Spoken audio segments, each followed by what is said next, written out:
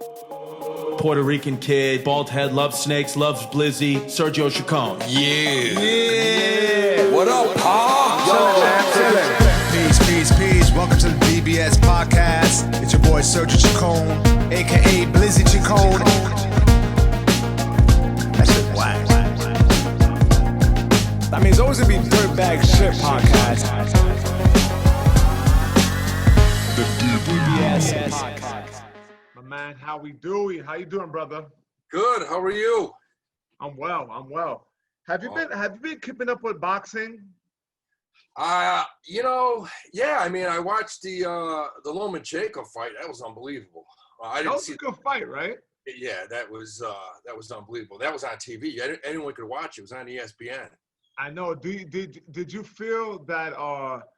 What was your thoughts on it? I think Lomachenko just started too late, right? He started at the seventh round. Yeah. He gave too many rounds up. He started up too late. I think Teofimo just had power that he was very respectful of, and then he got started too late, and then that was it. But I would like to see a rematch. I wouldn't be opposed to seeing a rematch. I think we will. What do you think of Saturday with Crawford? That could be interesting because that guy he's fighting is pretty big. He's a big guy. So it's Terrence Crawford against Kell Brook. Yeah, Kell Brook, yeah. Terrence Crawford, that's a good fight. But Terrence Crawford is highly skilled. There's no way that, and he's very competitive, man. He's got like a mean streak. So he's just like orthodox, unorthodox. He switches back and forth, meaning he go lefty, righty. He goes in with bad intentions. He's super competitive. He's a fresher fighter. Kell Brook has went up and down in weight, and because of that, it messes you up. Like he fought like at 160. He's gotten beaten up by Golovkin. So all those things play a role. He's got his orbital bone broken by Golovkin. Then he went back down in weight. So he's on his way out. And these are good fights for him. But he's game, and he's a good fighter too. I just think Terrence Crawford is going to be too much to handle. Yeah, it should be. I'm definitely going to watch it. You can watch that one too. I like the fact that ESPN's tossing on fights that used to cost $90 to watch, $100. Yeah, so that's what we're going to be able to watch on ESPN. Do you have DAZN? I don't. Is that that's the other streaming? Yeah, there's so many of them. I mean, they kind of consolidated them, right? It's DAZN and ESPN. And I have DAZN. Yeah, okay, yeah. You can get it's so funny how much money they gave the fighters to join DAZN. But it looks like when you watch like the commentary, like guys like us talking about boxing, it looks like Zoom. And it probably is Zoom, but it looks bootleg. You know what I'm saying? That's what it is. You can tell these guys are at home, but even before, and that's obvious because of COVID, but even prior to that, it's amazing that they put that much money into it, and it's just not the most up-to-date, like technology-wise. It doesn't seem like it has the best sound and everything. The actual fights are fine, but everything other than that seems a little bit like, is this guy in the basement? Yeah, no, it's like I can remember years ago when I first came to New York, I was bartending, and I was bartending in Grand Central, and Pacquiao was fighting Mayweather, and you couldn't get the fight. It was like $150, and nobody had it. Wait. So you just moved to New York recently? Then that was only 2017. No. The first. This was I moved here 9 years ago, but this was maybe it was a different fight. I'm trying to think. No, Manny Pacquiao and Mayweather. That wasn't 9 years ago. I'm trying to think what fight it was. It was Mayweather. No, it was It was definitely Pacquiao, and I can't remember who the hell he fought, but it was like 9 years ago. Okay. Because we couldn't get the fight. It was too expensive. So I'm bartending. I couldn't get the fight, and all of a sudden, man, one of the guys in the kitchen came out. He says, "Hey, you know what? I get it." I'm like, "What do you mean you get it?" He goes, no, I'll get it. He pulls out his phone, pulls up some crazy shit, and goes, see, you want to watch fight? And it was a guy ringside, must have had his phone up like this, zooming that shit all over the world. That's hilarious. I go, how did you get that? He goes, no, I get any fight you ever want. He goes, I got like 5 different sites I can go to. And I was like, holy shit, I've never seen, the guy just pulled it out of his ass, and we ended up watching the fight right at the bar. There was like 50 people around going crazy. And you could see some guy, the camera was shaking. Some guy had it like right up on the ringside. Yeah, I've watched fights like that. I have a guy who listens to the podcast, and he always sends me links when it was pay-per-view stuff. But it's like not the easiest thing. Like you got to get a code, and then you got to put it in a fit. You know, you got to put it in some like, I don't know, you got to go to a certain website, and then you got to go to some like loops and hurdles. Yeah. You're already in the 5th round trying to figure this shit out. Yeah. It's like dealing with a bookie back in '95. You're like, you call in, who is this? This is Redfish 4822. You know, everybody had a code name. Yeah, exactly. I watched a few fights that way, and it's always delayed. Like so in the middle of the round, the fight starts. You know, it gets a little glitch. Yeah, you got to take. It's never as satisfying. I always feel like I should have just spent $100. Yeah. What I do now, honestly, unless it's a really interesting fight to me, I'll wait. I'll try to discipline myself and not watch any Instagram clips or or Facebook clips that might be surfacing. And I'll wait till the following day on YouTube and just watch the whole fight. Someone posted up. Yeah, that's the way to do it. But you miss the excitement of watching it present, live, Like the best thing I think I ever paid for was I actually paid for the Fury Wilder fight. I paid for. So the second one, me, Giannis, and Angelo Lasada were all in the green room at Gotham, and we watched that fight on a through a link someone sent me, and it was a good one. It was a good link. Wow. It was like, oh, we were watching it. What a fight! That was worth it. That was, I mean, now that we find out Wilder had cement in his gloves, it's a little different, but Fury. They're saying Fury. Yeah, Fury had he had weighted gloves, man. I mean, I'm like Wilder basically turned into Donald Trump on that one, man. He's like dogs. He's got one excuse after another. Crazy. I mean, come on, man. I mean, that was a beatdown. Yeah, no, it's unfortunate that he's reacting to his first loss this way. Yeah. And he needs to just shut the fuck up. Just shut up and get another fight and go in and do it. Come on, man, because you got your ass kicked. And nobody saw that coming. No, I didn't think he was gonna lose that fight. No, me neither, man. Especially I went to Barclays and I had good seats for the Brazil Wilder fight, which lasted like 40 seconds. Right. And when I saw that, I said, he's going to kill Fury. He's going to kill him. Because that guy, he looked inhuman that night. That was, I didn't see it coming. Now, these are 2 different calibers of fighters when you think Brazil and Fury. And I spoke about this on another podcast, but Fury just fought the perfect fight. He backed him up. He used the jab. He used his size. He bullied him a little bit.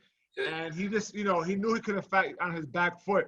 And he mixed up the jab. He fought off the jab. He started with the jab. He ended with the jab. And then when he needed to, he made it real ugly. He went in there. He manhandled him. He did. I didn't see that coming. Me neither. I didn't think he could fight. I didn't think he would fight like that. It's just amazing how big those two guys are. They're not 6'3", 6'4". Those guys are 6'6", 6'7". Yeah, they're big guys. Huge. So I mean, if I was Wilder's handlers, I would, tell him, you guys screen some of the stuff you want to say. But it's a production. What he's saying, he's doing it in a production manner. Like, it's sliced up, it's edited. It's, him talking about, well, you read Proverbs. He's doing like Bible scriptures, there's lighting. I'm like, and then he's dropping some nonsense. He said everything from his costume being too heavy. Yeah, that was started At that the way. very beginning. He said that Breland should have called the fight. That's his trainer, who's a very respectable trainer. He's like Mike. Or is it Mark or Mike? I thought it was Mark Breland. I think you're right. I thought I said Mike. Mark Breland. That dude is a kind, from what I gathered from people that know him, he's a kind-hearted, respectable, like, dude. Like, he is on the up and up. Everyone loves He was a Breland. great fighter. Great fighter. Great fighter. Yep. I mean, he's an Olympic gold medalist. And to say that most recently, Wilder says that Mark Breland tainted his water. I didn't hear Why that. would Breland do that to his own fighter? He was paid off. Like, what are you insinuating? So he said that. He also said that that Tyson Fury had his gloves too loose, like it gave it like 6 inches play. So I don't know why you would want to make a fist and a glove and then have the glove protruding out this much. I mean, to me, that'd give you less power. So Yeah, and then he said he had egg weights, like these are 2-pound weights, and that's why he has a indentation in his cheekbone. yeah, It's wild, and it's concerning actually to hear these excuses and stuff. Yeah, who knows? The guy could be a little bit concussed. Yeah, I mean it's very odd. It's very odd behavior. I mean, you listen, when Bernard Hopkins lost his last fight against Joe Smith Jr., a young lion comes in, gets the old guy out. B-Hop literally fell on his head outside the ring. Like, I've never seen that in boxing. And this is a legend who just stood in the ring way too long and fell on his head. Favorite boxer of all time, Bernard Hopkins. I love B-Hop, right? Yeah. And what does he say immediately after the fight? Oh, yeah. I didn't fall out the ring. I was pushed out. I didn't get knocked out. I was pushed out. And you get it. The adrenaline is flowing. He doesn't want to believe what just happened. But he didn't keep on saying that. No. He said it immediately after the fight because he was embarrassed, But he never said it again. Now, he went home and thought about it. Was like, yeah, it's time to retire, man. Oh, shit. Yeah, he retired, and that was it. He was almost 50. The guy was almost 50 years old. Still fighting. I mean, he had his legs under him well past most boxers. Well, 99% of other boxers' prime. He was still moving and beating young guys up. Tavoris Cloud, Chad Dawson. I mean, he lost against Chad Dawson, but Pascal. He beat all these young guys. He was Pavlik. old. Yeah, he was old when he beat De La Hoya. Yeah, right. Yeah, and that was embarrassing. That was one of the worst body shots I've ever seen. He almost made De La Hoya shit himself in the ring. That was bad. Yeah, and the way De La Hoya responded to it, like he was like in the fetal position, like it looked like he was crying. I was like, oh, get a grip. Jesus Christ. That was bad. He couldn't move. He was twitching in the ring, holding his side. I never got caught with a liver shot, but I heard it feels like an electric shock. I know, man. I don't even know what liver is, but it's because mine's probably gone.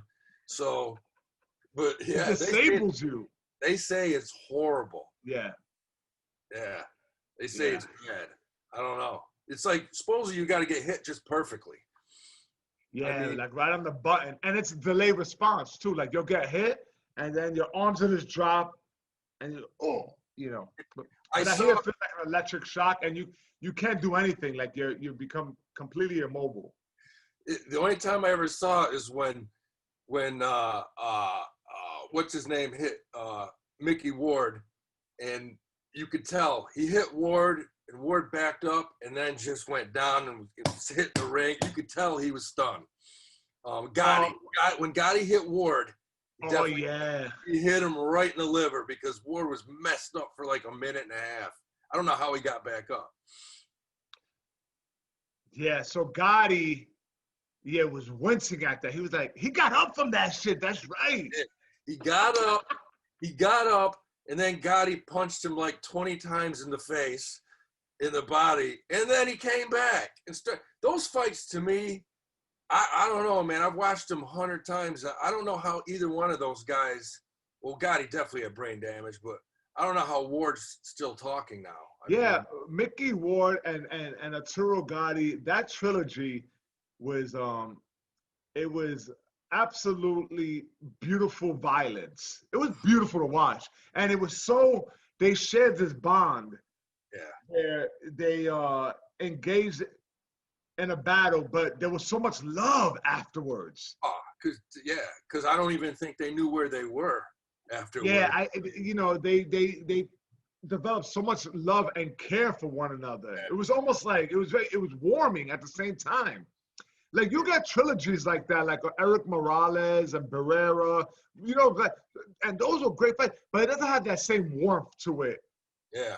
Like following, obviously not in the battle, you're gonna see that. But after the battle, those guys look like they still hated each other. Like right now they'll see each other in a fucking pool hall in Tijuana, Mexico, and they'll be like, let's go. But Arturo Gotti and Ward, they hung out. Yeah, they were best buddies. Yeah, they will get beer, they'll probably hang out, have a couple of beers. Even to the point where Arturo Gotti, and he was well on his way out, was trained by Mickey Ward. That's crazy. Yeah. They were. It was nuts. The fact, the beatdowns that they put on each other, it was almost unwatchable. But what's his name? Jim Lampley was the best announcer in the world. Announcer that. He's like, oh my! You knew he wanted to yell out and say, I can't believe this shit. Oh my God. Right. It was crazy. It was crazy. Yeah, those were the best. I still watch them. I know. And Mickey Ward was a journeyman. He had a few losses on his record, but he was exciting to watch, man. He had that hook to the body. He would set it up by going to the head, Which, by the way, I got to tell you, The Fighter is my favorite boxing movie. Oh, you like that? Yeah, and I just think it's the best boxing movie. I mean, it's the story of Mickey Ward growing up in Lowell, right? It's Lowell, Massachusetts. Yes. And who played his brother? Oh, what was that actor's name? Shit, he's in everything, man. He's great. Yeah, I can't think of his name. Yeah, but that was a great movie. Yeah, his brother plays the boxer. Christian Bale, who supposedly knocked down Sugar Ray Leonard. It was no slip. I hit him. Yeah. Yeah. I love that movie. I love the fact that he had a brother that was an addict. Not that I would want that, but it was just so real and gritty, and I feel like they really captured that. Yeah. No, it was great. That was a great movie. And the thing that was amazing about it is not once in that movie do you ever see Mickey Ward. Those fights don't even come in that movie. This was before all that. Right. Oh, you're talking about Arturo Gotti. Yeah. Gotti Ward, they don't do those fights at all in the movie. That's a very good point, Howie. And I think that's what makes the movie so much more powerful. The fact that they didn't exploit the trilogy. They didn't talk about it, which is great because now it gives Mickey Ward his own light. Yeah. It gives him his own respect due. It gives an audience that's new to Mickey Ward something to look forward to. Yeah. So if you watch that movie, like, oh my God, who is this guy? And if you watch the fight scenes in the movie and then watch the actual fights that they replicate, they did a great job. They're identical. It's close. It's close. Yeah. So a novice watches this fight. Who is this guy? Oh my God, never heard of him. They look him up. They see him fight the Drunken Monkey. You remember that guy? Remember the Drunken Monkey? That was a great fight. Yeah, it was. See him get that title overseas in Europe. Yeah. And then they see him fight Arturo Gotti. Not once, not twice, but 3 times over. Yeah. Marky Mark played a good role, man. My favorite was the guy. I like the fact that you call him Marky Mark. Fucking the Fun Bunch. Yeah. I like Mark Wahlberg, in that movie, but he does. Every now and then I'll see him like on a social media content. He's just annoying. Like he's one of those guys. I don't like anyone who's like, and I'm a positive dude. You know me. I like to train and everything. But anyone that shoves that shit down your throat, like, yeah, I go to sleep at 6 p.m. and wake up and like, fuck you. I wake up at 3 and I work out for 4 hours. I'd like to meet somebody that could work out like me. It's like, look, buddy, you're 5'3", you're an actor. You know, I don't know too many guys that wouldn't beat the shit out of you. Shut up. Right. Yeah, no, exactly. I gotta take my positive inspiration in little snippets. I can't like listen to too much of that shit. Like Gary Vee, you know that he's a social media influencer, Gary Vee. He's always, if you saw him, you know what I'm talking about? Yeah. Every day he comes up with a with 2 new sentences about how to live your life. Right. Yeah. I like him, but I would never go to a seminar. Oh, no. I would never sit through that shit for 3 hours, like telling me how to live my life. Like now, I do like his quotes. Yeah. You know, during the pandemic, he said, "During the pause, we need to push." I was like, I like that shit, and I'm gonna use that. Yeah. But I'm not gonna sit down and fucking in Las Vegas banquet hall with 400 other, and listen to this shit for 5 hours. And yeah, you're like, wow, this is awesome. I got a free fucking notebook and a pen. I got to take notes for the next 9 hours on how to motivate. Yeah. It's like, you start up, don't be the rain, be the lightning bolt. Because, and it's like, okay, buddy, jeez, I'll get up tomorrow morning. Now we make fun of that, but do you ever find anything like that helps you though? Yeah. Like whether it's a fight or maybe a boxing match you revisit. Give me one, like an example of a few things that you would look to, and it gets you like, okay, I'm gonna get my day started, my workout started. I'll tell you what, like a lot of my buddies were like, man, you got to listen to Tony Robbins. Anthony, he's the most amazing guy. And I can listen to him for 2 or 3 minutes. And I'm like, well, okay, everybody's clapping and hugging. I'm done. I'll tell you, what inspires me, I'll go 1976 and I'll toss on Rocky 1. And I'll just sit there and watch Rocky 1 and get pumped up. And that's it, man. It's like, yeah, the underdog. Probably the dumbest shit in the world, but I have a simple mind. It doesn't take that much. Really. It doesn't take much. Tony Robbins, man, obviously he's saying some head-banging shit. Like, okay, I get it. But I can't get over how strange his fucking head is. He looks like he's got this big-ass head. It's jarring to me, like, well, I need that to be addressed. What condition is that? Yeah, he's got like, it's almost like half acromegaly, half like, he's got the horse face. It's weird. He's like 6'7", goofy. But you know what? If you pay $6,000 for a 3-day seminar, he teaches you how to fucking walk on fire, which is something we've all wanted to do since we were little kids. Who doesn't want to walk on fire? So those guys always get some shit though, right? There's always a little bit of controversy surrounding them. Yeah. Oh yeah, definitely. Like any of them, they're all. Did you and that was kind of mean to me. I should probably do my research before I say what the fuck is wrong with his face, because it could be a real condition, and I'm just being ignorant right now. But I'm just like, what's wrong with his face and his fucking hands? He probably suffers from giantism or something. Yeah, there's probably a condition.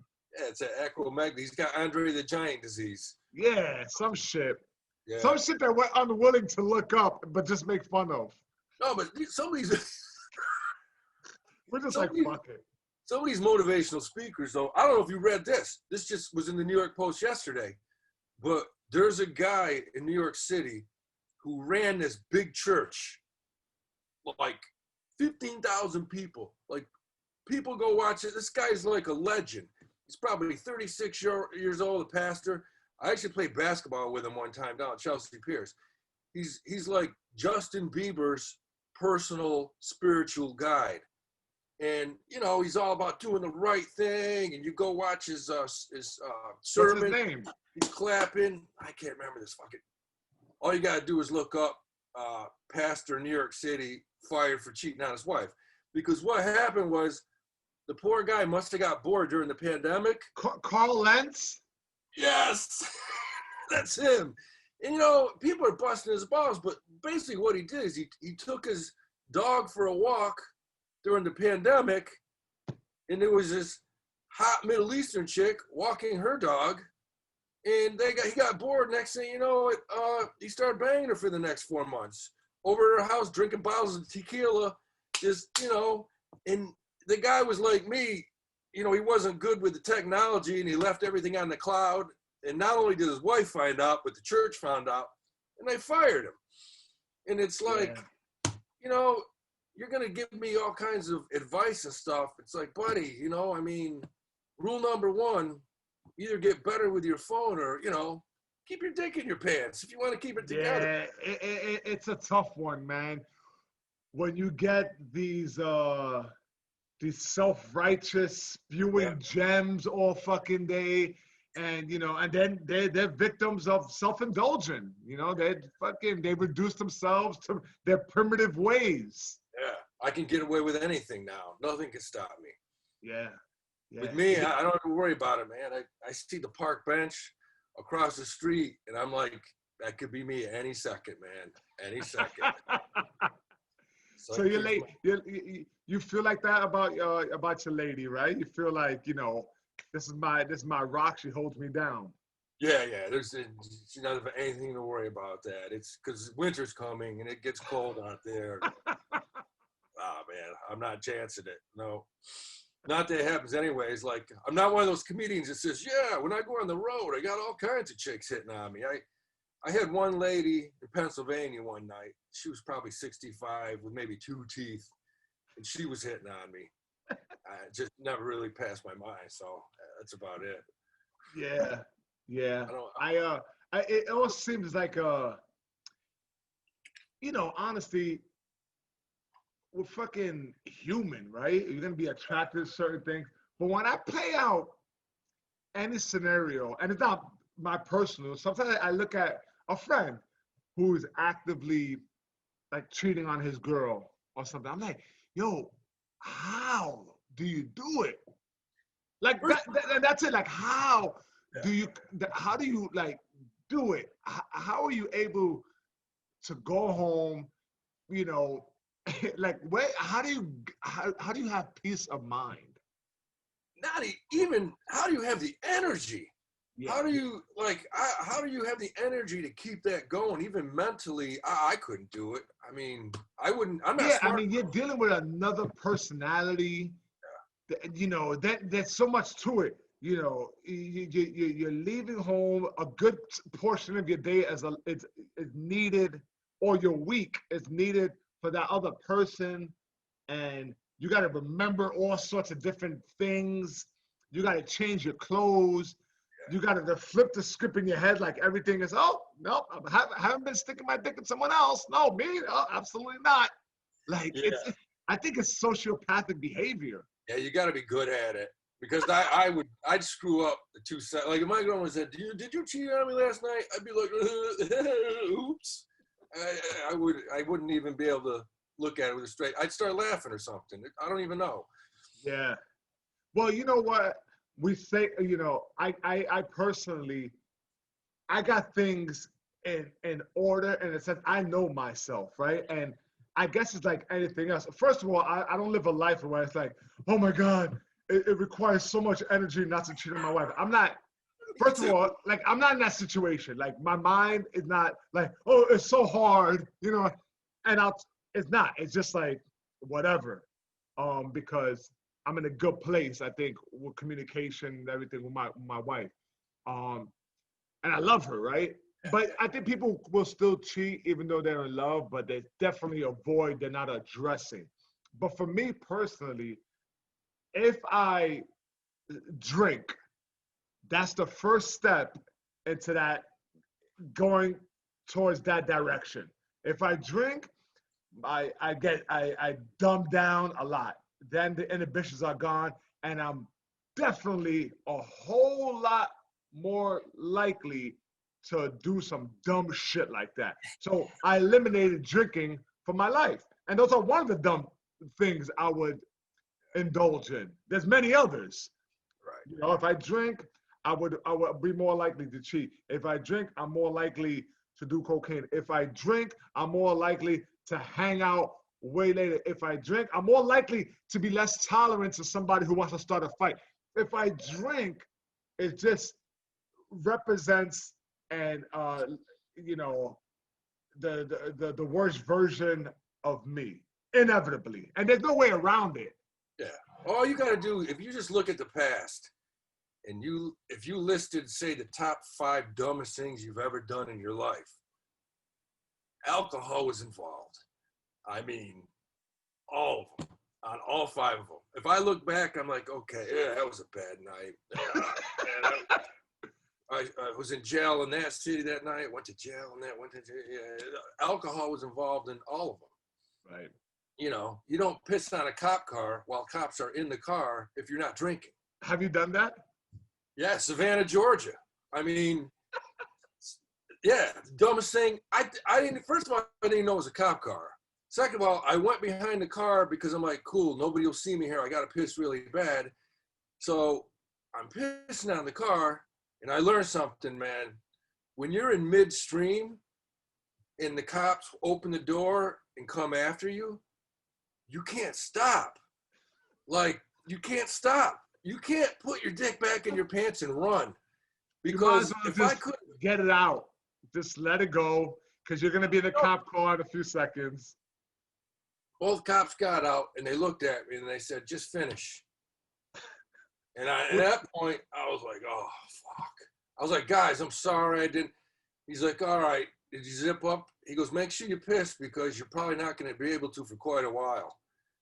And okay, you got me, guys. Yeah, went to disorderly just because for pissing out of a car because I had to take a leak. Yeah, that was one of the, you know, anytime I've ever gotten in hot water, it's just, especially because you're hanging out with guys you shouldn't be hanging out with.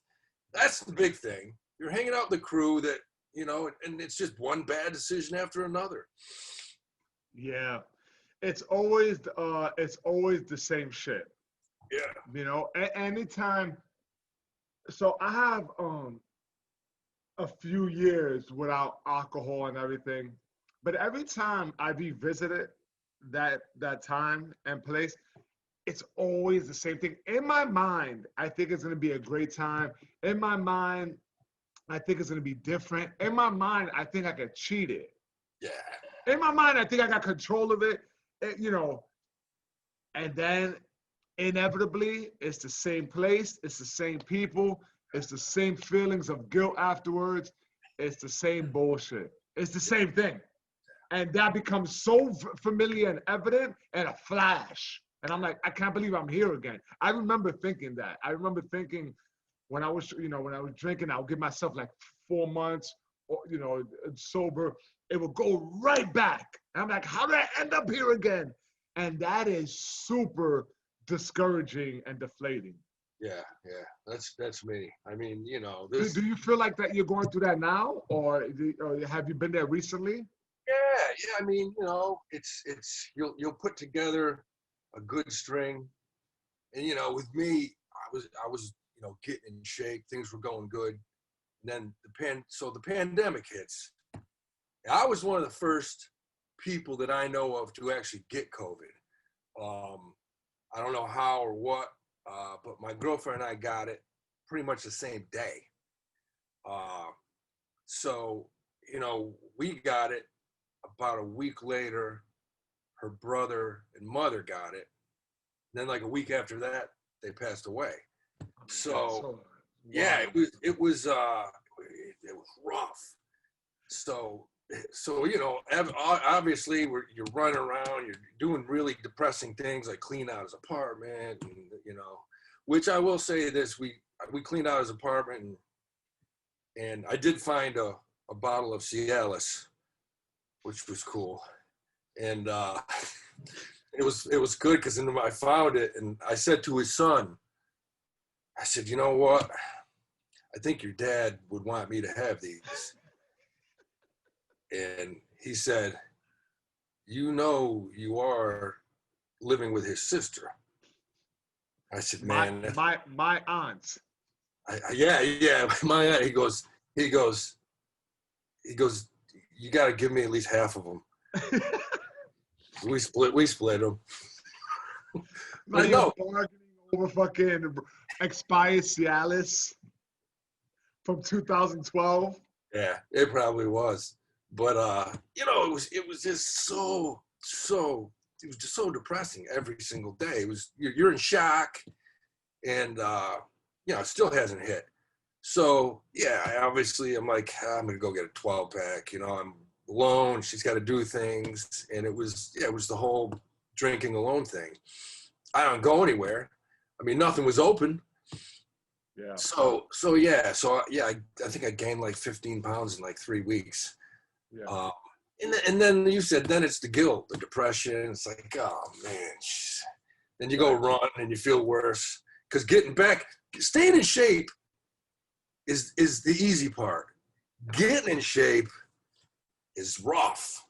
It's rough. Yeah. I mean, once those the first couple of weeks of going back into your routine is tough because you gotta mentally. Because you can become motivated, right? You get motivated, and that could be any given thing. It could be just, oh, enough is enough. But the first day might feel good. It's just keeping that shit up. Because you're sore. You know, you also remember where you were at one point.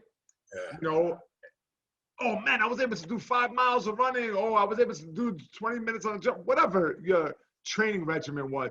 And then when you're only able to do like a mile and you're like wheezing or whatever, you just feel it's so like you gotta just step back, be in the moment, and tell yourself, listen, it's brick by brick, it's step by step. I gotta keep this shit real simple. Yeah, you know? Which is good for me because I'm simple. I'm one of those guys. I'm as simple as it come mentally. I'm probably not the smartest guy in the world. I'm oblivious. I just don't see things. Like I'm the comedian that like finds out about shit 4 weeks later. Like, you know, other comedians like, you didn't hear about? No, what happened? And like, how the hell did you not hear? I don't know. I just, you know, I've been that way my whole life. I don't see shit that's right in front of me. Well, that's not necessarily a bad thing because there's just tons of shit and there's tons of like, honestly, I'll leave. It depends what you're talking about. I'm not sure what this is pertaining to. But when it comes to like the news and shit, I'll shut that shit out for weeks at a time. Yeah. For weeks at a time. Because we have been given this burden of all of a sudden being politically involved out there, and we probably should be, but I can't allow it to define me, and I can't allow it to penetrate my peace.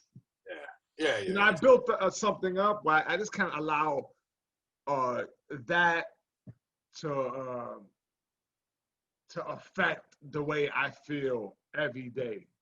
Now, I try to tell people, it's like I see friends of mine fighting about politics, and I'm like, you know, at the end of the day, how's this going to affect you and your sanitation job? It's not. You're still going to pick up garbage. I don't give a shit who the president is. I mean, you know, we're still going to have COVID for a while. What the hell are you going to do about it? I mean, it's that simple. Simple philosophy. You know? Yeah. The thing is, everyone should be somewhat aware,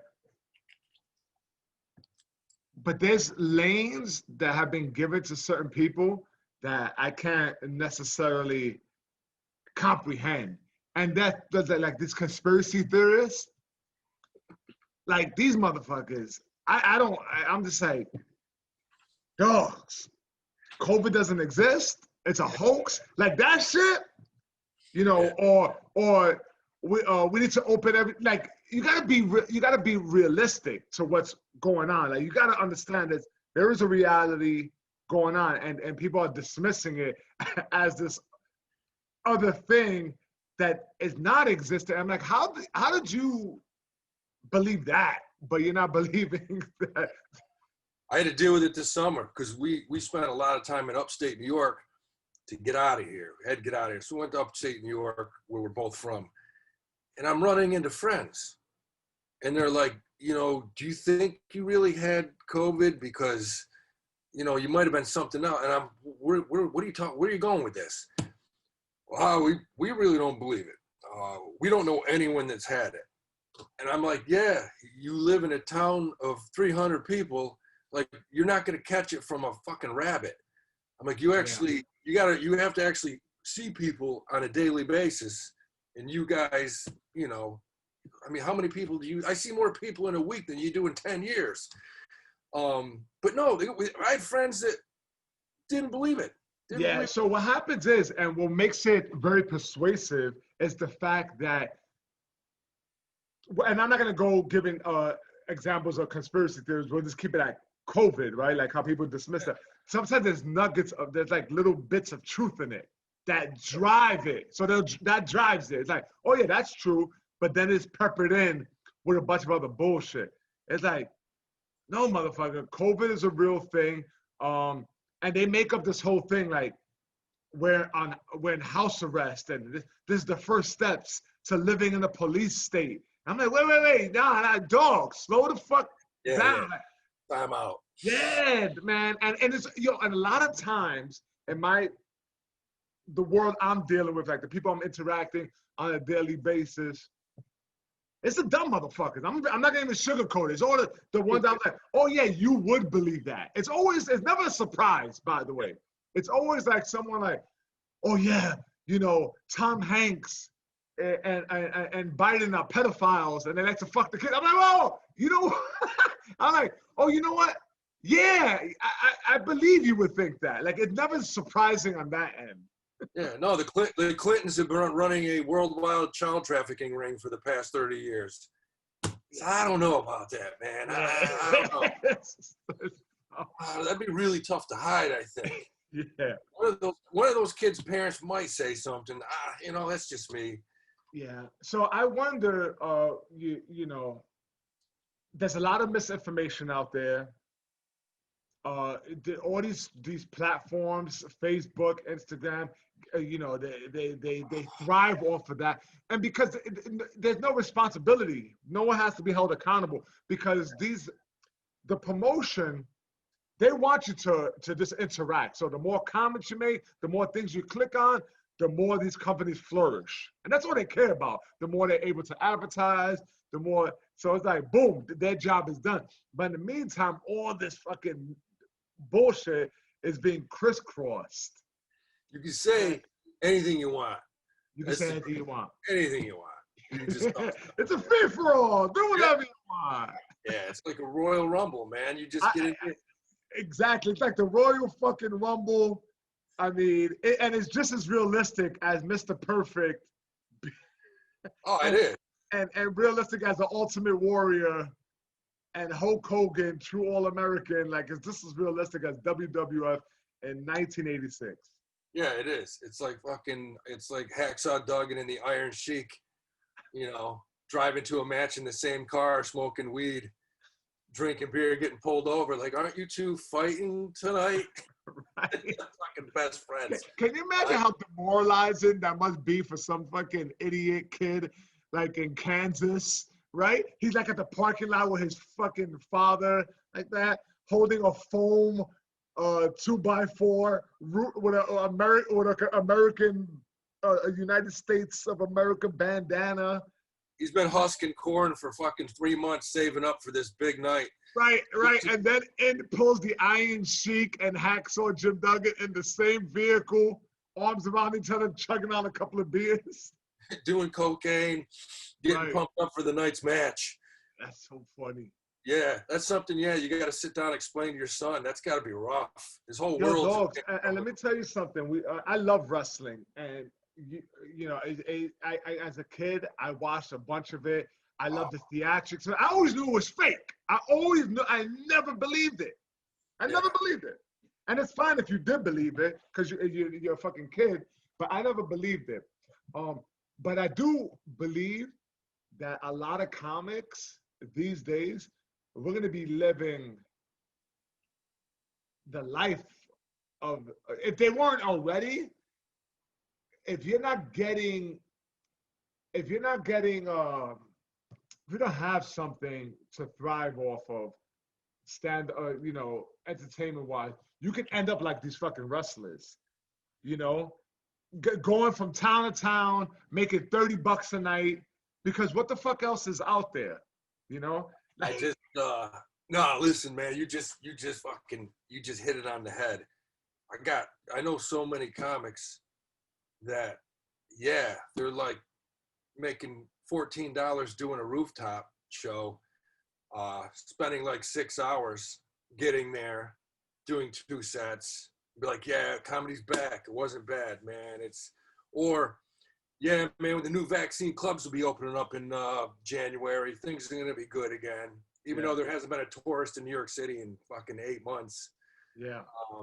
It's a reality check, and a lot of comics haven't figured it out yet. They're not quite on board. Yeah. The ones that have, they've gotten jobs. Yeah. Yeah. I mean, there's nothing worse than a comic right now, 8 months into this pandemic. Like, look, I'm an artist. Can you here's my GoFund page. Can you do me a favor and send me $25 to $50 because I'm an artist and I need to keep creating? It's like, shut the fuck. Yo, you know what, man? That's you better be creating something. You better be on live, fucking spewing some joke one after another, then do the GoFundMe link. I can't just see the link. I can't just see the link. You need to fucking work. Yeah, it better be like my OnlyFans page or something, man. You better be sure. You better be doing something. Yeah, yo, dogs, and I'm not too good for any of it. Like, listen, I got my Venmo link, but I worked my ass off, and I adjusted. Like, when the pandemic first hit, you should have saw me. I had my little phone. Put that shit. I was like, who wants to do boxing classes? I was at the Puerto Rican Thai Bowl, like 1, 2, 3, duck. And the first day I hated it. And I was like, yo, this is what I gotta do. And it paid, but I was a holding space. Yeah. And then you move on. But you gotta figure this shit out. You gotta get creative with it. No, I don't get how comics are like, no, I can't work in the day because I have to write. It's just like, kid, you're not in the real world, man. You're not. Yeah. There is something to be said about that, right?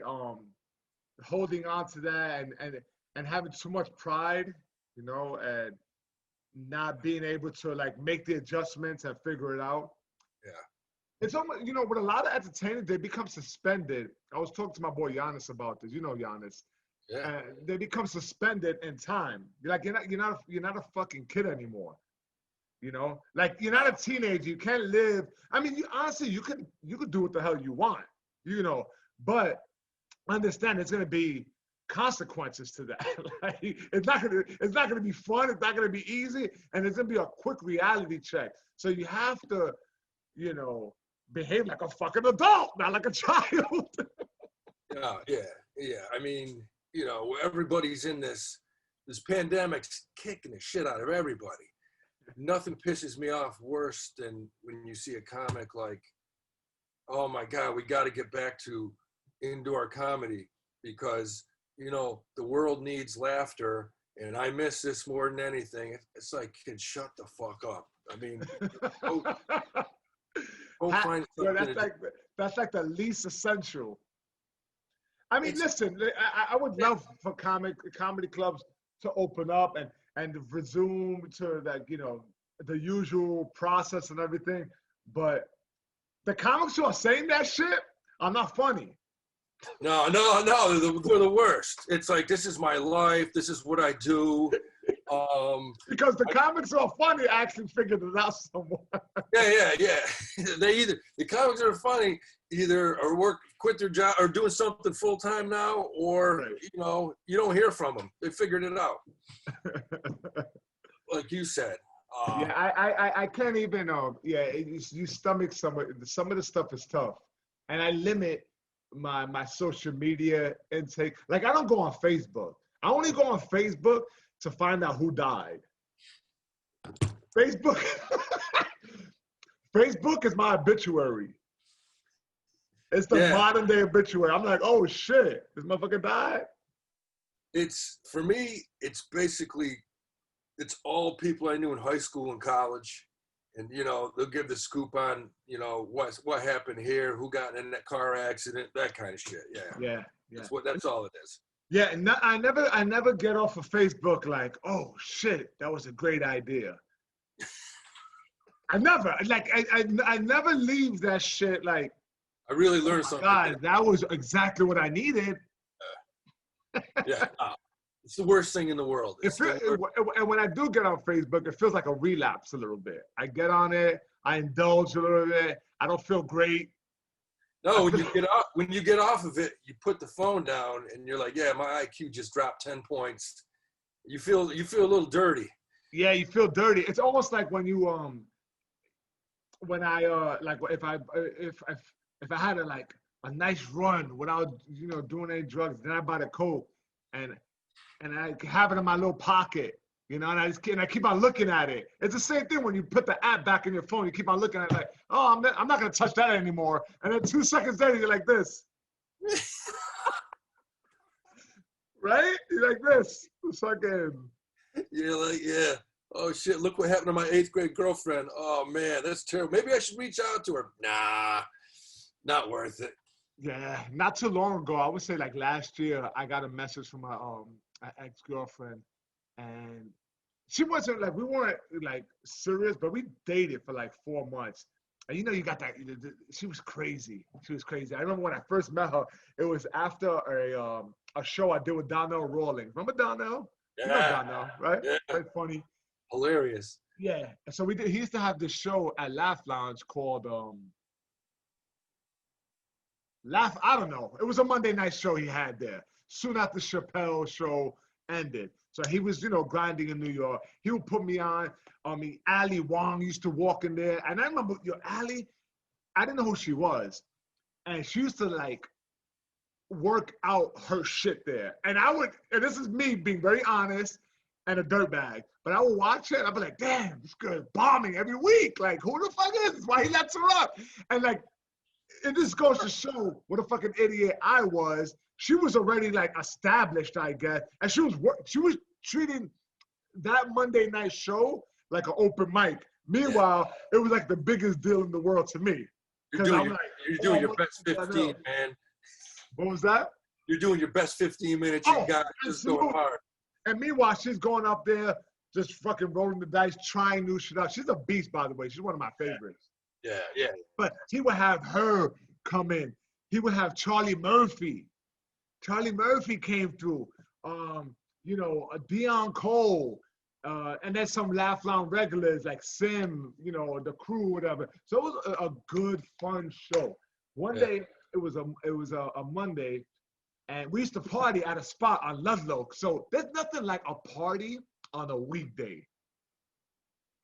Yeah. Like a Monday night party, if you know a good spot on a Monday, that's where it was cracking, right? So I'm spilling into this club. I had, the next day was free and open, as it was every day during that time. And she had shaved hair, like right on the side, and the top of it like fell over like this. That kind of haircut, like a villain fucking Hunger Games kind of fucking dude. And she had on a black outfit, like MC boots, and the waiter, the bartender Darius at Laugh Lounge comes up to me, and he's like, Sergio, that girl has the same tattoo as you. Yeah, let me see a tattoo, the Frida Kahlo. And he looks at my tattoo, and he goes, yeah, she must love Frida just as much as you, because she has one right on her bicep. And he's like, I'm going to introduce you And I was like, all right. So he introduces us, and we're like talking about Frida, and she's Mexican. She's, and yeah, and she's like drunk. She's like, oh yeah, when'd you get your tattoo? I got mine in 2006, motherfucker. And I was like, I got mine like in 2005. She's like, you ain't shit. I'm like, what? So there's like red flags popping up. You're like, yeah, this is the perfect girl for me. Yeah.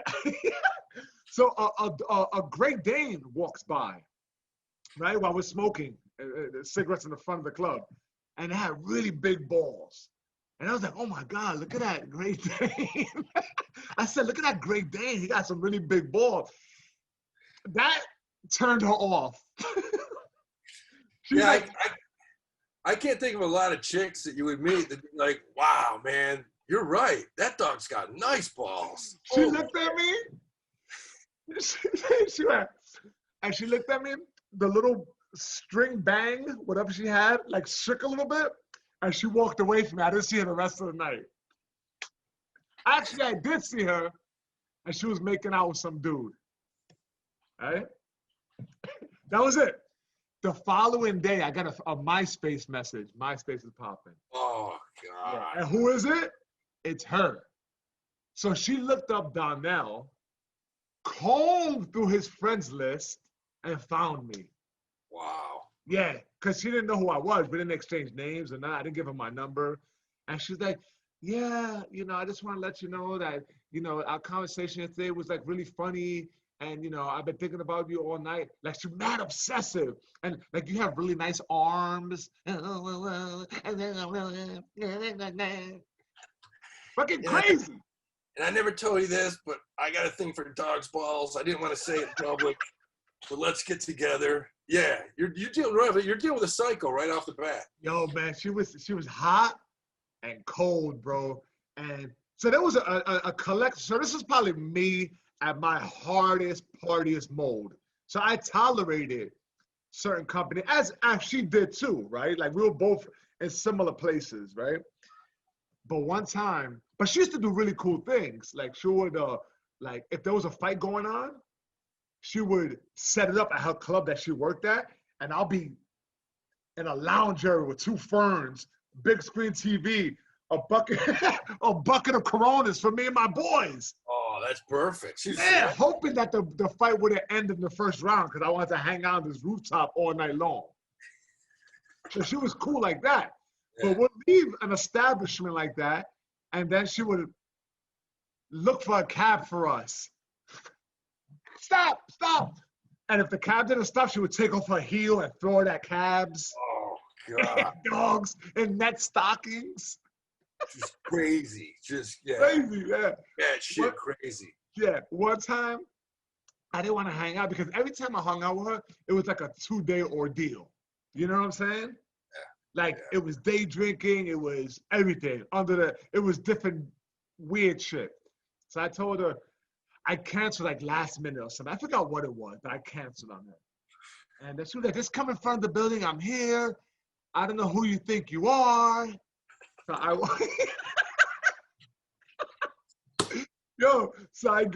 walk to the front of the building, and I see a silhouette of a woman sitting on a mailbox, and her leg, her leg is bouncing up and down with her heel like off her toe, like it's almost like off her toe, and she's smoking, and she looks at me and goes, "You think you are who you are? Fuck you!"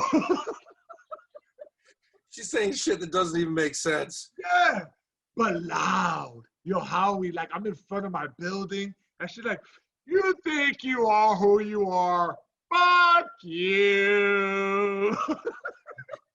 You're gonna leave me on this mailbox? Yeah, sitting on a fucking mailbox. Oh my God, man. Yeah. There's you go through stage where you end up hooking up with crazies like that. Yeah, man. It was funny. It was fun. One time she was so it's me, her, and we went to Laugh Lounge, and this is a day after like day drinking. You know, day drinking is different. You know, by the time 8 o'clock, 9 o'clock hits, you're already like, you're just a big fart noise. And I'm still relatively new in comedy. I shouldn't be going to sets like this, fucking, smashed. Yeah. So everything was popping, right? We like did, I don't got everything was in the mix. And she sits down. You know how like Asian people like to sit, like they like to squat. You know how Asian people like to squat. I can't do it right now. I don't have enough screen. So she was like when they're inside, or we're like a paddy field. What? No, like a baseball catcher. Squat like that. Oh, yeah. So she's looking through her bag in front of Laugh Lounge. I'm hanging out, and in front of the club is Tony Woods. You know Tony Woods. Yeah. Great comic. Yeah. Soft-spoken. One of the funniest dudes ever. And so her legs are, like, spread open. She's checking her purse.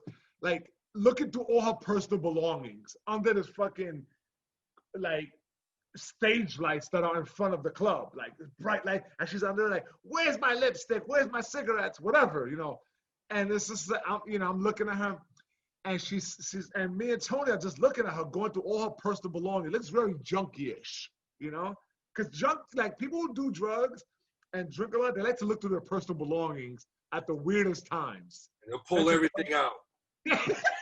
Yeah, just dump everything. She's like this in front of the club. Yeah, like pull everything out. Then she slowly falls on her back. And she couldn't get up. She's like a tortoise on her back, on its back. So her legs are kicking like this. And Tony Woods looks at her, and he's smoking. He goes, "Oh shit, her panties match her purse."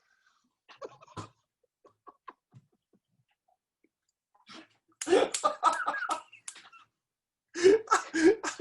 about my girls cracking up? Yo, I couldn't help myself, so I took her by the front. I spun her around like this.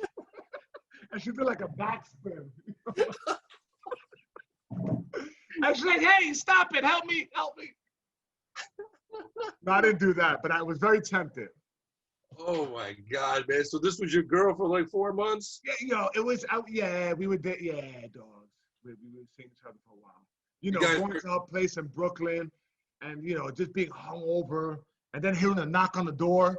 And I'm like, who the fuck is that? It's like her drug dealer friend. And then it's just a random dude in the crib. And I'm in underwears. I'm just in underwears, the middle of winter, pale legs. That's an uncomfortable situation. Yeah, and they did like a drug transaction in the kitchen. And just like, I got this little lock on the doorknob. I'm just like, you're peeking out like, please leave, please. Yeah, you're looking at yourself in the mirror like, can I take this guy? Like, is everything gonna be okay? Is this guy carrying? Man, and it was fine, but it's just like, it's weird, man. Yeah, especially it's almost like in your 20s, you go through. Yo, I wasn't in my 20s.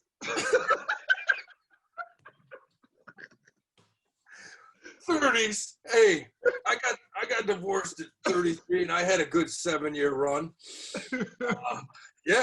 Just not waking up and not knowing what the hell happened. Why did I do this? Yeah.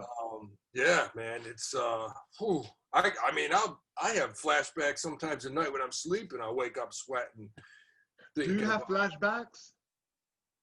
About certain, like. I had a couple psycho women, man. Like, I had one that I thought was. Do you always feel like it's associated with the bad behaviors of drinking and doing? It's always like. Always. Mostly related, right? Oh. Yeah, because like, if you're not drinking, you're not gonna hook up with a girl that. You're not gonna tolerate. You're not gonna tolerate certain behavior. Yeah, if a girl goes out with her. I'll tell you why. And I'll tell you why. Because when you're sober, you're more confident. Yeah. You're more confident when you're sober. But when you're doing that bullshit, you're a little more like, go with the flow. I'll let anyone into my world. Serge, like I say, when I'd go on a good solid 2-year bender, And I'm talking, you know, out of a 7-day week, you're hitting a hard 5, maybe 6. Talk about being oblivious. I mean, I hooked up with a girl one night, drinking, having a great time. I was an assistant basketball coach in college. We went to a hotel, Days Inn. Hooked up, fucking had wild sex all night, crazy sex. Next morning, I'm like, wow, man, this girl's really cool. I kind of like her. So I dropped her off. Saw her a few weeks later. We're sitting there, and I looked at her. I'm like, what happened, man? Did you, like, get in an accident or something? She's like, what are you talking about? I'm like, you only have one arm. I go, when did that happen? And she said, I was born like this. And I almost had a heart attack. And I wake up sweating all the time thinking to myself, how the fuck did I not notice that? Holy shit. No, that's like, how much did you drink where you don't remember having sex with a girl with one arm? You never noticed it. You gotta be fucked. My friends were like, you had to have been so fucked up. Yeah, that's wild. And I'm like, man, I don't know, because I usually remember shit. I never remembered it. Even today, I'll be walking down the street and I'll stop and I'll try to go back and I'm like, okay, you know, head, 3-point stance. All right. How did I not notice that, man? How did I not notice that? Yeah. So that's called oblivious. That's really oblivious. Yeah. When you bang a chick and don't know that she only has one limb. Yeah. How does that happen? But I mean, I got friends of mine that they don't understand it. I don't understand, but I'm like, yeah, that's a lot of alcohol. Yeah. Yeah. Well, what steps do you take forward to maintain your sanity and sobriety? Like, what steps are you taking forward? Will you seek, like, especially during this time, will you go like on a Zoom meeting? Do you call a friend? Do you what steps do you take? No, I need to do you be. try to like tough it out on your own? Yeah, I've been white knuckling it. For me, the biggest thing is getting up early in the morning and getting out of the apartment. I got to get outside. I'll tell you what, living in New York, probably know this more than me, but living in New York, you can get really depressed if you don't get the fuck out of your apartment, because there's guys that I could sit here and watch TV all day, and I have to get outside, whether it's go running, go for a long walk, go down the pier, do some push-ups. I have to do something, because I find if I do that early in the morning, I'm more apt to make better decisions, the rest of the day. Yes, that's a very good point. There's something about the freshness of the morning and doing something for yourself. And that's the discipline, right? Because you don't always want to do that, right? You don't always want to get up and go running. You don't always want to get up and do your push-ups. You don't want to always go do something which is in regards to self-care, right? That's going to leave an impression. It's going to create a sentiment for the remainder of the day. Yeah. But if you wake up and then press the snooze button, wake up, press the snooze button, and then eat a shitty breakfast, and then feel all boggy and heavy throughout the day, that day you're probably going to make poor decisions, and that night you're probably going to make it. All starts with the initial reaction to the day. It is. That's the most important thing for me, because with me, if I don't, especially in this pandemic, if I don't get in a routine, I have to be in a routine. I have to do something every day at a certain time, or else, like you said, if I wake up late, eat shitty, next thing you know, the phone rings at 2:00, and some degenerate friends like, hey, let's go to a happy hour. So, and it's now I see I don't answer it, or it's that's it. Your shield becomes stronger when you're doing those good things for yourself, because then you're just like, I feel great, and I want to keep that feeling close to me. I want that to represent me, But if you're not feeling great, you're feeling a little, those temptations, those friends, all of a sudden, that becomes a little more tempting. That becomes a little more appetizing. Definitely, yeah, absolutely. Yeah. I'm like the same way. If I start exercising, I get in a routine. You know, once you go 3, 4, 5 days, you hit day 7. Now you got momentum. Now you got a little momentum, and it's easier. It gets easier the weeks as they go. Same thing can be with drinking. You drink 3 or 4 days in a row, it gets a lot easier to keep drinking. So, Yes. yeah, at least with me, I got to do one or the other. I can't. It just doesn't. And like at the beginning of the pandemic, like I say, I'm not making excuses, but it was definitely tough when we lost. You know, she lost half her family in a span of 5 hours. It was like, Mom, you know, we get a call from the hospital, and they're releasing her mom. Her mom's beating COVID. They're calling. We're letting her out at 5 o'clock. You know, we're gonna send her to a rehab. You can go visit her, pick up her stuff. We pick up her stuff after leaving her brother, and they call us 2 hours later. Your mom passed away. After pumping us up, saying, you know, she just died on the way to rehab. So, you know, we're like, shit, because, you know, we thought this could happen. Now, you know, her brother's got to make it. 5 hours later, he dies. So it was bam, bam, bam, bam, bam. And, you know, in the next 2 weeks, yeah, man, I went, you know, I was drinking, but it was by myself. I wasn't looking to see any friends. But, you know, but that gets old, and sooner or later, you know, you gotta face reality, and things gotta get better, you know, and they have. Time heals. Yeah. So it is what it is. We're just trying to get through it. But I think the most important thing, like you said, for me, it is exercise. And, you know, my girlfriend works out like a bandit. I mean, that keeps her sane. Yeah. Yeah. Yeah. Yeah, it's so important. It's a simple thing. What I'll do, I will now get a whiteboard. I have whiteboards in my apartment, and I'll fucking just have a to-do list, and I keep it simple, you know, because I'll get bored of my routine.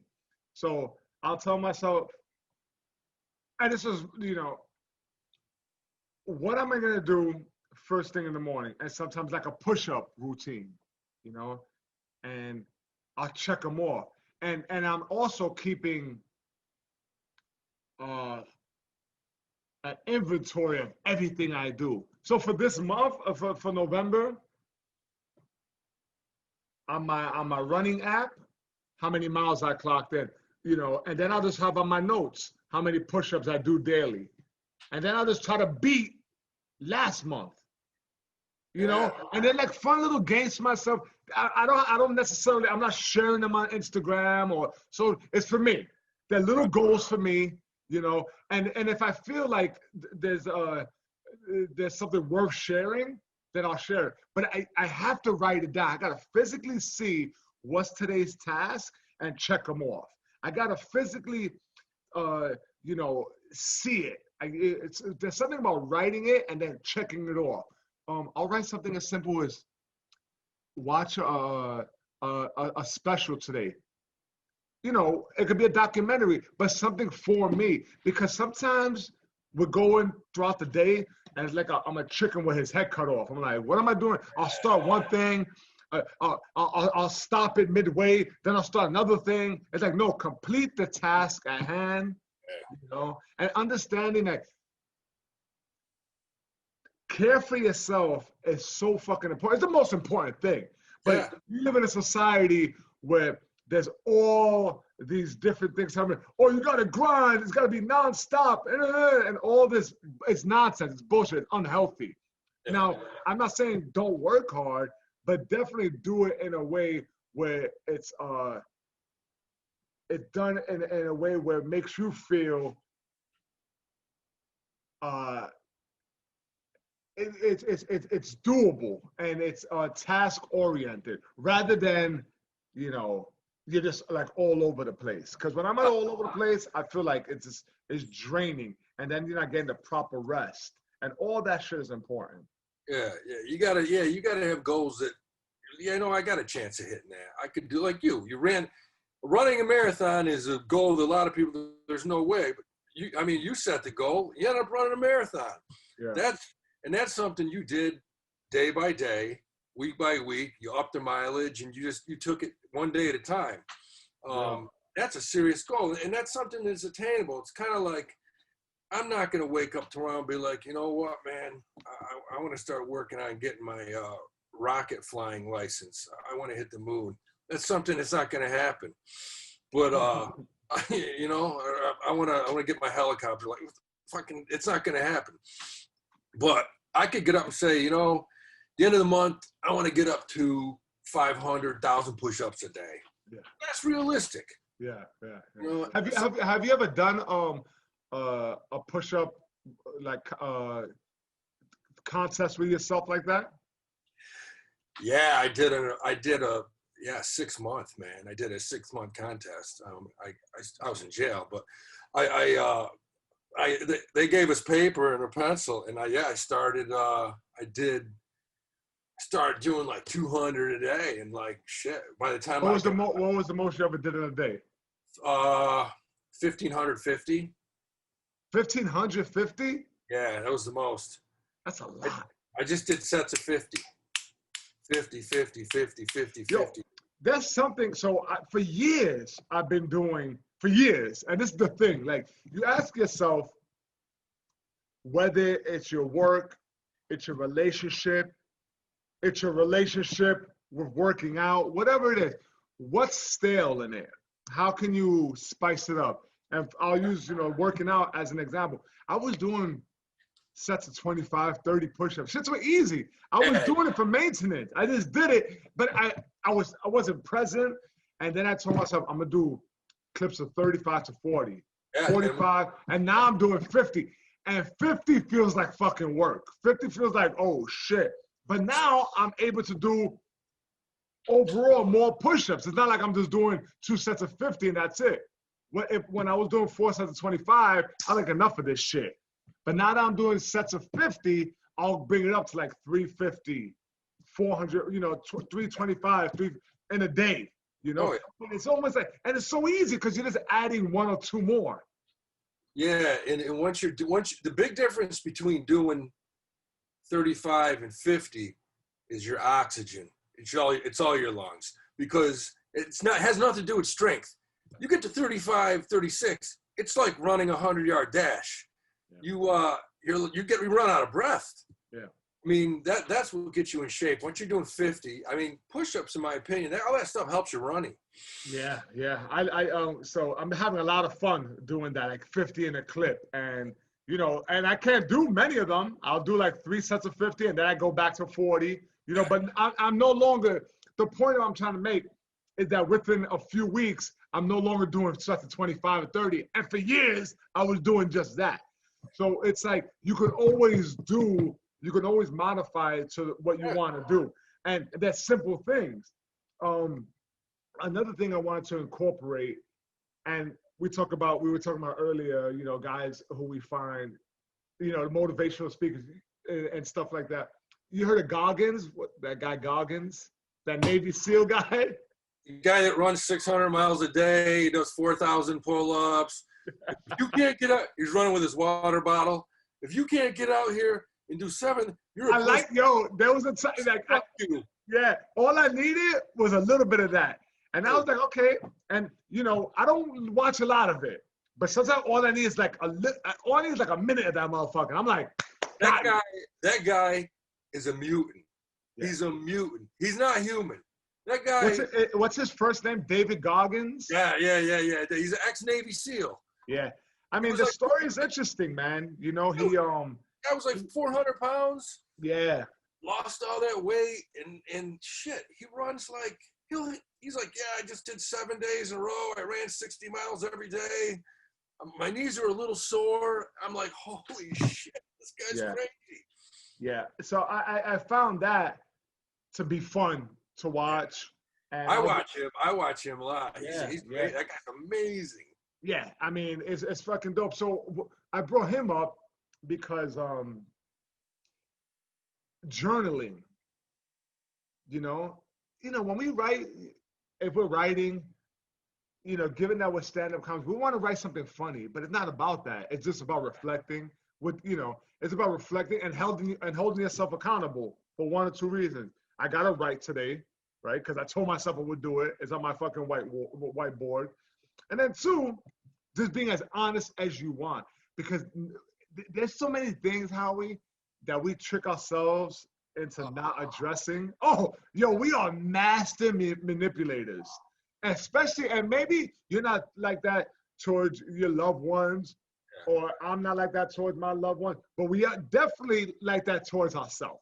Oh, yeah. We manipulate our way of thinking, rationalize certain things. We allow ourselves to think, oh yeah, what we're doing is okay. And it could be minuscule. It doesn't have to be a big deal, but there's certain things that block us. And we create these things. We move certain pieces around. And I think when you write, you get that time to reflect when you're really honest. It's like that shit is in your face buzzing around. You got to address it sooner or later. Yeah. No, that's a good idea. I actually just started writing like a journal. And I'm like, man, why didn't I do this shit when I was like 19? Because, that's important. I would tell young kids, that's the key. Just write something every day. Every day. And I think, look back at it. Yeah. And then I hate looking back at it. I hate looking back at my writing like I hate looking back at a set, But dogs, it's super important. When I listen to like a stand-up set, I realize how much, or even a podcast, I realize how much I'm saying or like or shit after every sentence, and those are cushions. Those are points I'm doing to comfort me for whatever reason. Yeah. And it's, for me, it was and shit. I would say and shit a lot in my stand-up. Even with the podcast, sometimes I say too much. And these are things that are the quirky, annoying things that need to be adjusted. Fucking clean it up. Clean it up. It's a habit, and then you got to break it. Oh, I had everything. I'm touching my face. Like, what the fuck am I doing? Like, But it's always funny when you see like a comic on stage and they're not doing well. They're like, oh, that's crazy. Oh, that's crazy. Oh, wow. Yeah, isn't that nuts? It's crazy that you're not funny, motherfucker. No, there's nothing better. There's nothing better than being just at Greenwich and seeing set after set. My favorite nights are watching a comic just eat it, and me too. I've eaten it so hard up there that guys in the back, buddies, are laughing at me. And I'm on stage laughing because it's so bad. Yeah, that's the best. Yeah. When's the last time you got up on stage? 2 weeks ago, I did Atlanta. It was a small crowd. Atlanta's wide open. There's no face mask, no social distance, no nothing. I felt really uncomfortable about it. I probably wouldn't do, I'm supposed to go to St. Louis December 2nd through 5th. I don't see how that's not going to get canceled. If you look at all the shit that's going on right now, numbers are skyrocketing everywhere. Right. It's better. I haven't done it since March 16th. I did one of those outdoor deals. Oh, that's going to be brutal. I don't know. To me, it wasn't worth it. I did that. I did a couple of the Zoom, which, that's the timing, and that's rough. And then I did the indoor, but like 3 times since March 17th. But I got good comedian friends. They haven't done anything, and it's not their fault. They can't. Yeah. You can't go into a club now. You can. You want to go to like Wisconsin or something, which you can't now, but you could 3 months ago. Yeah, the Midwest is getting hit hard with the COVID numbers. But you've done a couple, didn't you? You did what? You did like with Chris a racetrack. There were East Coast stuff. I did Jersey, and we did Jersey a few times. Outdoor, great gigs, a lot of fun. Probably the best setup you can possibly get. And this weekend or next weekend we're doing Philly outdoor, Philly Punchline. Arizona last week, we were supposed to do Arizona last week. That was canceled. Yeah. You know, so I was looking forward to that, man. I wanted to just do something different. You know, Yeah. I've never been to Arizona. You know, I'm a big animal lover. I want to go to the desert and go herping. You know when you look for reptiles in the wild, it's called herping. Is that what it is? Yeah. Herping? Yeah. So they'll call someone who studies reptiles, not a reptilologist. Yeah. Not a reptilologist. They're called herpetologist. Oh yeah, herpetologist. Yeah. I have no idea. I mean, why to study, like, as if the reptile community doesn't get enough shit. Now we got to call, oh, I'm herping. No? Yeah, I'm going It's herp. too closely related to a fucking disease you get when you're 19 years old. Yeah, that one stays with you, man. Tough getting rid of that one. Oh, fuck. No, everything's been canceled. I was supposed to do it in Buffalo, canceled. I've had like 3 or 4 shows, you know, with Sam where they got canceled. What can you do? There's nothing, you know, and the next 3 months, it's not going to be good. Have you heard anything about the clubs you were working at? I mean, Dangerfield's closed down indefinitely. What do you think? What's your prediction on some of these clubs that you've been working at? Have you heard anything? And you don't have to say them by name, but have any made the final call to close down that you know of, or is it just Dangerfield? You hear rumors. I've heard rumors of a couple that may close soon. Yeah. I just don't know how it survives. I just don't know, like, at 30%. The same thing with gyms, right? Like, how does it happen? How does it, you know, I think especially people are figuring out they could get their entertainment streaming shit, you know, listening to podcasts, you know, online shows. I don't think people are that eager to jump back in. Gyms, I just think there's so many gyms, like New York is so saturated with gyms that they're not going to all survive. It's like impossible. At 30% capacity.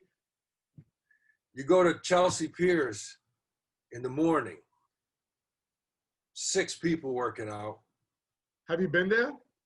Yeah, you go. Yeah, it's my girl's gym. You go there every morning at 8 o'clock. Colin Kaepernick, man, tossing the football down there. Oh, you see him out there? Every day the guy works. Oh, that's cool. I didn't know he lived in New York. Yes, every day, man. He's wow. I had a few classes at that gym. They have a good boxing. Yeah, that's a nice boxing setup. Got a couple heavy. They're not doing any boxing there, right? They're not doing. The place it's a ghost town. Yeah, unfortunately, my boy who actually hooked me up with Chelsea Piers, and I was doing the boxing program in Brooklyn, and I haven't worked there since COVID. He recently got let go. Poor guy. He was there for years. In the New York, the one you go to, Manhattan location. Listen, here's the problem. I'd say out of all the members, half the members left New York. They're not even here. Yeah, right. I mean, they're not there. Out of the people that are here, let's say 20% feel safe enough to go in the gym.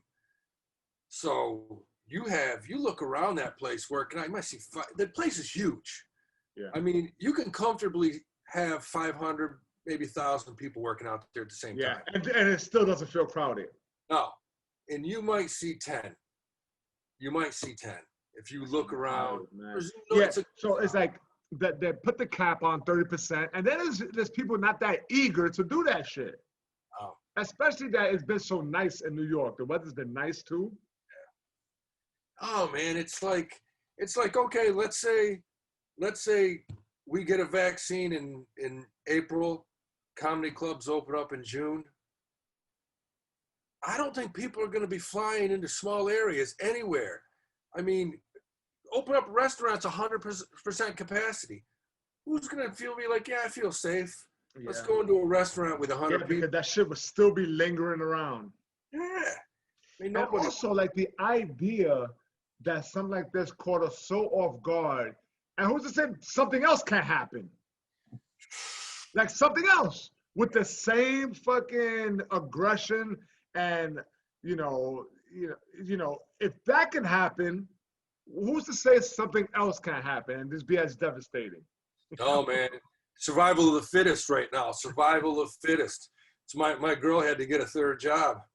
I was like, you got to do what you got to do for us, baby. That's what it's all about. Right. Look, I'm here to motivate every morning. All right, let's do this. Come on. Right. Go, get your computer set up. Come on. Yeah, man. It's you know, and then in the midst of all this, we got Roy Jones and Mike Tyson supplying some entertainment. I'm watching it though. I'm not buying it, but I'm watching it. You get my drift? You gotta watch it. And I mean, I don't know. Mike Tyson isn't gonna put a beat on Jones. No, he could kill him. He could kill him. And Roy Jones, his last few fights, he just looks so like noticeably slower, and he's very chinny. He was a shot fighter. He was shot out at what, 34, 35 years old? That's when he was just shot. You know, Mike Tyson's a natural heavyweight. And he's in shape. He's in shape. Yeah, he gotta be. It's gotta be testosterone. It's got, you know, there's no way he's doing that shit naturally. He's got something, man. Whatever he got, I want. You gotta get it, man. Whatever he got, I hope it falls off a truck and ends up in my pockets. Yeah. The guy he looks 10 years younger. He looks great. He looks. They're saying he could like beat regular natural heavyweights right now. That's bullshit. That's bullshit. They need to cut that shit out. I mean, you know, he hasn't fought in like 15 years. That's a long fucking time. He's also 54 years old. It's like, hey, George Foreman, man. Actually, Foreman was like. Yeah, but that's a different sort of fight. You gotta understand. George Foreman was big enough, catch a lot, you know, slow. You couldn't hurt him. He was like a big guy, you know. He had that turtle defense. Yeah. Mike Tyson, there's no way you're switching him to like a boxer, kind of sitting down. He's aggressive. He's forward. That requires mad energy. Yeah. And he's 54. But, you know, he must be juicing up that HGH, that youthful, you know. It works now. He'll have a heart attack in 3 years probably. That shit's got to have side effects. I don't give a shit what anyone says. Yeah, we're not. I don't know enough about it, man. But you know, we got that going on. The lightweight division is loaded. I'm not sure how much you know about it, but you got Teofimo Lopez who fought Lomachenko. You have Devin Haney who just fought Gamboa this weekend. You have Gervonta Davis. It's like a loaded. Who's the young kid from New York? That's Ryan Garcia from California. Yeah, he just got caught cheating on his girl. I saw. That's what you read. I'm looking up. They're like boxer. He wasn't married. I'm like, wait, which boxer was this? It was I think it was Garcia. Oh yeah, he's not from New York though. Then there's a kid from. I thought he was from New York. Yeah, that's fucking. And it's like. Yeah, it was like big news. I'm like, the kid's not married. There's no such thing, you know.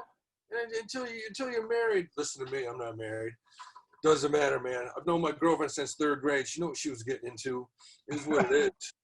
It is what it is. I was making bad decisions when she was stealing my lunch money. Yo, what'd you get locked up for? Oh. Crazy girl, crazy girl, man. Was that the reason when you did the 15,000 push-ups? What was the reason? I was in Atlanta, and I got a new car, and down there they don't give you a license plate. They send you in the mail, so you got a plate that says tag apply for. I got pulled over, coming from a basketball game. Got pulled over. I said, "Hey man, just bought the car." Well, he goes, "Give me your license here." He goes, "Hey man, I got to bring you in." And I started laughing. Like, what do you mean? I got to bring you in, man. It's a warrant out for your arrest. So what is it? He said, terroristic threats. Oh, God. And I said, I'm thinking, fuck, I must have said something to someone on the other team, maybe. I had no idea. Bottom line was, it was this girl. I hadn't seen her, talked to her 6 months. You know, it was a deal. Moved out of her place, never told her while she was at work. She was nuts. And long story short, she was sending emails to herself, sending emails to me, saying that, or sending emails to herself, saying it was me, in like a verbiage like, I'm going to cut your head off. I'm going to, like, crazy. So I'm in there. I got an attorney. I'm like, dude, you got to get me out. So next day I go, just give me some bail. We got to hire one of those internet detectives to figure this out. Wait, time out. So did you have an attorney or did you go through like legal aid? No, I had an attorney. My buddy was a DA in Fulton County, so I had an attorney. Because those legal aid attorneys that show up with New Balance sneakers and khaki shorts with a unshaven beard, you're fucked, man. Oh, yeah. Pen ink on their pocket. This guy was just as bad. He might have been worse because he showed up half drunk the next day. The guy was supposed to be my judge. The judge didn't show. My judge doesn't show. So I'm supposed to get out. They put a substitute judge in. He said, look, I can't make a decision. So I'm not the judge, not my case. You got to stay in for 2 more weeks. I can't give you no bail, no bond. I got to stay in there. I'm in there 2 weeks. Finally go before the judge. I got this dude. The assistant district attorney says, no, we can't let him out. We can't let him out because 3 days ago, this guy was at her house trying to break in. Now, mind you, I'd been in jail for 14 days. So I stand up in the courtroom and said, what the fuck? I go, 3 days ago, I go, what, I break out? And the judge is like, control your client. And she's like, I don't like your demeanor. This is in Georgia. There's no rules down there, no laws, no nothing. So I went ballistic in the courtroom. Back to jail. So long story short. Wait, you went crazy in the courtroom? Yeah, I went. I know. I said, what? Here's what I said. I said, what the fuck? I go, you didn't pass 5th grade math? I said, 3 days ago? I go, I've been in here for 2 weeks. Did I break out and then break myself back in? I'm like, what? And they were like, they didn't even address that. They were like, you need to control it. They all started yelling at me. Like the guards were coming over and I'm like, holy shit. Fuck. So I told my lawyer, I'm like, dude, you got to, come on, say something. He's like, don't say it. Yeah, the guy didn't do anything. So long story short, I went back, called my buddy. I said, look, this guy's not doing, I'm in jail. I shouldn't be here. I should have been out 1 second after I got in here. 2 months go by. They set a court date. It gets canceled. So my next was not for another 2 months. Finally, I fired him, had to pay a new attorney. The new attorney came in, went through everything. They hired I had to pay more money for a technology detective who they had to look at the URLs on the, whatever the fuck it is, on the laptops. And they found out it was being sent from a library. And they're like, this motherfucker doesn't go in any libraries. Exactly. No, that's kind of funny you said that because it was a library. And I said, do they have security cameras? And I said, look at the cameras because I said, tell the judge I'll better a year's salary that I've never been within 5 miles of that library. So, sure enough, they looked it up and they looked it all up and literally I got out the next day. I said, go. So what happens to the woman with these false claims? Does she get in trouble? Does she go to jail? You can sue for civil. You can file a civil suit. And believe me, when I got out, I was ready to sue everybody. I was that pissed off. And my attorney said, here's the deal. It's going to cost you this, and that. You're not going to get a penny out of her. Her house had a second mortgage on her house or something. He said, that's not worth it. And basically he said, we can file suit against the county. That'll take 10 years. Blah, blah, blah. So his final advice was, he goes, can you leave town? And dead serious. He's like, I'll be honest with you. Everyone I've talked to that knew this girl, he said, I would just get away. And I moved to New York. Wow. So that inspired the move to New York. Hell yeah. 10 years ago. Yeah. Getting a job at Grand Central, watching boxing matches on an iPhone 3. Yeah, amazing. Through some like crazy live wire out of Mexico. It was amazing. Yeah, that's what it is. But yeah, man, I'll tell you what. When you look like this in jail, you got to do a lot of push-ups. And if you don't have a solid so you did like 14 days. 14 days and 5 months. Wait, how did I miss the 5 months part? Dude, I couldn't get out of there because I went back to court. My case kept getting postponed. Oh my God, I'm an idiot. There must have been a glitch. Yeah, well, it was a glitch. So, let me ask you something. During that time, was it like a county jail? Yes. Yeah. So what kind, did you have to deal with any like aggressive personalities, or was it smooth throughout? Well, yeah, when you look like this, when you look like a fucking undercover cop in a jail, which is 70% black, 20% Mexican, and there was like me and I think a couple white child molesters. But yeah, literally, I'll tell you, the only thing that might save me, I'm dead serious, the only thing that saved me was my jump shot.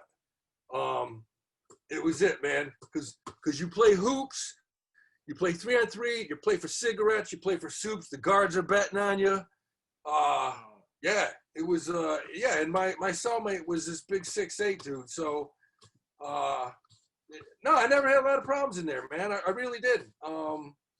I just, a lot of it was humor, man. If you're a funny guy, yeah, and you can, no, it was, I can't say it was the best time of my life, but it gave me a lot of material, you know? Shit. A lot of guys that look like me definitely weren't in jail for 6 months. Dead serious. And was that your first time doing that much time in jail? Oh my God. Yeah, I mean, I'd never been in jail for more than 8 hours, you know? Right. Bit disorderly. It's a long time, man. 5 months is a long time. It was the most bizarre, looking back. It all had, like, if this had happened in New York, I would have been out in 8 hours. Yeah. I would have had an attorney. We would have had I would have been out, and this is Georgia. There's no rules, no laws. No, I can't even tell you. It's that backwards. Are you from Georgia originally? Oh, from upstate New York. How'd you end up in Georgia? I went down there years ago to coach basketball at the college down there. Georgia Southern University. Eventually, ended up meeting a future wife. Gave that a shot for 7. Actually, my ex-wife, who doesn't even like me, she was huge in getting me out of jail. She was huge because she literally emailed the judge and was like, listen, you know, I don't like the guy, but he didn't do this. I can tell you that. She's like, if he ever did this to me, we'd probably still be married. I mean, literally, she's like, he's too lazy. He wouldn't spend time writing an email. That's literally, yeah, she helped. He doesn't even know how to work an email. He's a freaking idiot. That's literally what she said. But yeah, luckily I got a good relationship with my ex-wife, so thank God. Wow. That's how I ended up down there. But yeah, I'll put it this way: I feel a lot safer that I'm in New York. I really do feel that whole state, just driving around, it scares the shit out of me. Yeah, man. I would imagine you probably got like post-traumatic stress syndrome from that shit. Yeah, I mean, I don't know. I guess it came out all right. I'm still buddies with my old cellmate, Mike, Big Mike, funniest guy in the world, man. We still keep what was he in for? Oh my God! Just, you know, he had a rap sheet longer than Patrick Ewing. I mean, no, it was dumb shit, selling weed, just stupid stuff. Yeah. Caught with like a half ounce of marijuana, the dumbest stuff in the world, honestly. And he was in the system, so it's down there. If you get arrested in one county, they'll bring you to another county, and they have to drive you back to the other county for court. It takes months. You can get arrested down there for having a joint and end up spending a year. I'm dead serious. You kind of get like just shuffled around, lost in the system. Yeah, I mean, I do jokes about that. I mean, getting lost. That's a scary, scary thing, man. You know, if you're like just a petty criminal and there's like no rehabilitation or, you know, no other out, so you keep on doing the same old petty crimes, and then you could just, you know, years of your life are just wasted being shuffled in the system. Well, and it's a private jail. It's owned by private guys. 3 guys own the jail, so it's a private jail. They want to keep that shit packed on a daily basis because every guy that's in there, every inmate, it's like $150 a day that the state pays them. So they're making a killing. Yeah. It's the most crooked thing you've ever seen in your life. The courts are in cahoots with the jail, and they're in cahoots. The attorneys are getting paid off. And staffing those jails is money to that immediate community. You know, there's jails upstate New York. Whole towns thrive off the jail. Yeah. Places like Clinton Correctional and those places. That's if the the jail went under, there'd be no town. Yeah. No, were you doing any sort of labor there, like free? No. Were you working? No. My whole thing there, I was playing basketball, doing push-ups, and trying to I gotta get out of here. How can I get out? Yeah. You know, my first attorney just was the worst. That's a guy I should have filed suit against. He did nothing. He would say he filed paperwork. We'd find out he didn't. Wow. You know, and then I got a new attorney. And he came in and said, "Yeah, man, I'll get you out of here in 2 days." Oh my God. Yeah, tell me about it. I mean, I'm like, "Are you serious?" She's like, "Yeah, I'll have you out of here Wednesday." He goes, "You'll be out." God. Yeah. He goes, "I trust me." He goes, "I'm gonna go talk to the judge." He goes, "You shouldn't have been in here for more than 24 hours." Oh my God. And he's telling me that makes me like furious here. Listen, man, you understand, when I got out, I went and saw my ex-wife and I sat there, and some of the stuff that went through my head. Yeah, I was It wasn't your ex-wife who made the false claims. It was the ex-girlfriend, right? Oh yeah. My ex-wife helped me, you know. Your ex-wife helped you, right? Wow. She did. And she was like, "Listen, you know, I talked to so-and-so that knows her, and this." She's like, "You know, you got to stay far away. You know, don't publicize where you are. Nothing, because people are fucking nuts, man. Crazy. Damn, that beats your email girl beats my mailbox girl. Yeah. Your mailbox girl was like she was like a professor compared to the shit I went through, man. I went through. I was like sleeping with the enemy. Oh my God. You know, it's always the crazy. It's always the crazy ones that get you in trouble. And you know, and I've met a lot of girls in my life, and I've had two bad situations. One wasn't that bad, but this one, woo. Yeah. Woo. Yeah. So, you know, and sometimes I'm glad you're okay, man. I'm glad you're in New York. I'm glad we became friends. Yeah. Because me and you, we met at the Golden Gloves a few years back. Yeah. We trained together, and and we have a lot in common, you know, with our fights and everything. So Yeah, absolutely. You're the man, bro. I appreciate you doing this. No, this is fun, man. This is fun. I knew it would be. It's long overdue. Yeah, I'm gonna go run like 2 miles. What was that? I'm gonna go run like 2 miles right now, man. I'm like motivated. There you go, Goggins style, Howie Goggins. That guy's a mutant. He's an animal. Mutant, man. Yeah. All right, brother. I appreciate your time. We'll be in contact, and I'm gonna. This will be out by next week. All right, Serge. All right, peace, brother. Take care, man. Bye-bye.